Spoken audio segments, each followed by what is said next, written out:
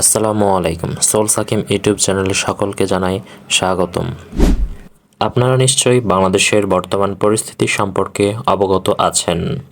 আমাদের পার্শ্ববর্তী দেশ ভারত বাংলাদেশের তুলনায় কিছুটা উঁচু, আর বাংলাদেশের বেশিরভাগ নদীর উৎপত্তিস্থল ভারতের বিভিন্ন স্থানে। তাই নদীর প্রবাহ ভারত হতে বাংলাদেশের নদীসমূহে প্রবাহিত হয়। এখন প্রশ্ন হলো, বাংলাদেশের সাথে ভারতের বিরোধ কী বিষয়ে? হ্যাঁ, বাংলাদেশ এবং ভারতের মধ্যে তিস্তা ও ফারাক্কা বাঁধ নিয়ে বিরোধ রয়েছে। চলুন সে সম্পর্কে জানা যাক। তবে তার আগে তিস্তা এবং ফারাক্কা বাঁধ সম্পর্কে জেনে নেই। প্রথমত, তিস্তা নদী। তিস্তা নদী বাংলাদেশের উত্তরাঞ্চলে প্রবাহিত হয় এবং ভারতের সিকিম ও পশ্চিমবঙ্গ থেকে উৎসারিত হয়। বাংলাদেশ ও ভারতের মধ্যে তিস্তার পানি বণ্টন নিয়ে আলোচনা এবং দ্বিপাক্ষিক সমঝোতা হয়নি, যা পানি সংকটের সৃষ্টি করেছে। দ্বিতীয়ত, ফারাক্কা বাঁধ। ফারাক্কা বাঁধ ভারতের পশ্চিমবঙ্গের হুগলি নদীর পানির প্রবাহ নিয়ন্ত্রণের জন্য নির্মিত হয়েছে। এই বাঁধের মাধ্যমে গঙ্গার পানি উত্তরে বাংলাদেশে আসা কমে গেছে, যা বাংলাদেশের নদীগুলির পানির অভাব এবং ক্ষতির কারণ হয়ে দাঁড়িয়েছে।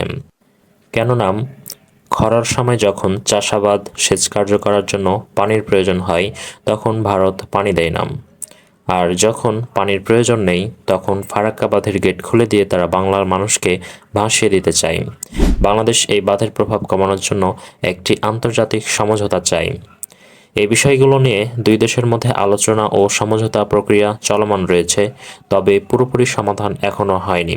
বাংলার ছাত্র সমাজ এবং সাধারণ মানুষ এই বিষয়ে খুবই সজাগ এবং ভারতের প্রতি অত্যন্ত ক্ষিপ্ত।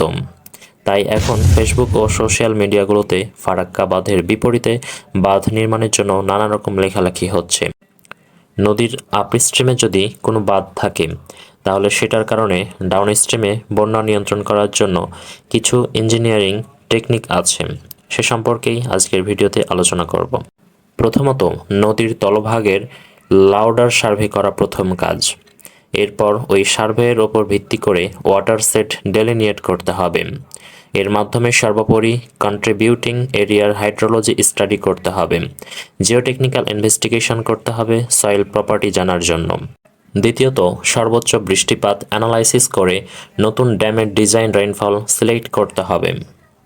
তৃতীয়ত, সব ডাটা পাওয়ার পর হাইড্রোলজিক মডেল ডেভেলপ করতে হবে, যেখানে নদীর আপস্ট্রিমের ড্যাম, এক্ষেত্রে ফারাক্কা, অ্যান্ড ডাউনস্ট্রিমের ড্যাম, এক্ষেত্রে শহীদ আবু সাঈদ ড্যাম, এবং সব গেট অন্তর্ভুক্ত থাকতে হবে। চতুর্থ বিষয়, পানির সর্বোচ্চ ফ্লো ডাটা এবং প্রত্যেক গেটের ক্যাপাসিটি ডাটা সংগ্রহ করতে হবে। পঞ্চম, এস বিল্ড ড্রয়িং স্টাডি করে সব ডাইমেনশন কালেক্ট করতে হবে ফারাক্কা বাঁধের জন্য। ষষ্ঠ, এরপর মডেল রান দিয়ে দেখতে হবে ডাউনস্ট্রিমের ড্যাম কত ফ্লো ম্যানেজ করছে। ফারাক্কার maximum flood level 85.6 feet, so আমাদের Shahid Abu Sayeed dam 90 feet maximum flood লেভেলে কন্ট্রোল করতে পারলেই হবে। সপ্তম, ব্রিজ মডেলিংয়ের মাধ্যমে এটাও জানা যাবে যে ড্যাম যদি ওভারটপ করে তাহলে কী পরিমাণ জায়গা প্লাবিত হতে পারে। তাছাড়া ফিডার ক্যানেল দিয়ে পানিকে নিকটবর্তী কোনো খালে ডাইভার্ট করা যাবে। শহীদ আবু সাঈদ ড্যামের গেট অটোমেটেড কন্ট্রোলড স্পিলওয়ে হতে পারে। সর্বশেষে ড্যাম ক্রেস্টের উচ্চতা এবং গেট ক্যাপাসিটি নির্ধারণের পর স্ট্রাকচারাল ডিজাইন করতে হবে। এখন আমাদের সুবিধা কি থাকবে? প্রথমত, আমরা পানি রিজার্ভ করে হাইড্রো ইলেকট্রিক পাওয়ার প্ল্যান্ট নির্মাণ করতে পারব, যাতে ন্যাশনাল গ্রিডেও চাপ কম পড়বে। ফিডার চ্যানেলের পানি দিয়ে চাষাবাদ করা যাবে। আরেকটা বাঁধ নির্মাণ হলে দুই বাঁধের মাঝখানে ইন্ডিয়ার যেসব জায়গা আছে সব তলিয়ে যাবে ব্যাক ওয়াটার ইফেক্টের কারণে। এর কারণে ইন্ডিয়া পানি ছাড়বে। তৃতীয়ত, নিয়ন্ত্রিত পানি রিলিজের মাধ্যমে পানির রিজার্ভ অ্যান্ড নদীর ফ্লোয়ের মধ্যে ব্যালেন্স থাকবে। তো এই ছিল আজকের ভিডিওটি যদি ভালো লেগে থাকে তাহলে লাইক, কমেন্ট এবং শেয়ার করে দেবেন। ধন্যবাদ সবাইকে। আসসালামু আলাইকুম।